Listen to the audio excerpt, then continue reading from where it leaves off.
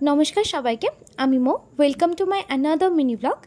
सेदिन छिलो भूत चतुर्दशी अर्थात काली पूजार आगेर दिन और आमरा चले गिয়েছিলাম बेगमपुरे बाजी और आज के हलो काली पूजार परेर दिन। सो बाइरे भीषणই बाजी फाटছে, सो एकटू नয়েজ आसते पारे, तोमरा एडजास्ट करे निओ।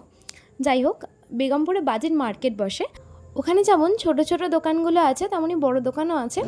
হোলসেল প্রাইসেও বাজি পাওয়া যায়, তবে ওখানে বাজি কিনতে হলে তোমাদের বার্গেনিং স্কিলটা প্রপারলি জানতে হবে। তোমরা যদি বার্গেনিং করতে না পারো ডেফিনেটলি তোমাদের কাছ থেকে প্রচুর প্রাইস নেবে।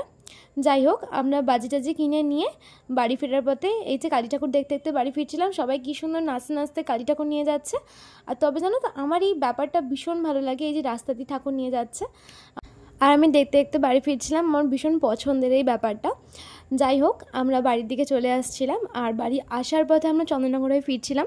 তোমরা জানোই কিছুদিন পর চন্দননগরে জগদ্ধাত্রী পুজো, সেই আপডেটসও আমি ডেফিনেটলি তোমাদের সাথে শেয়ার করব।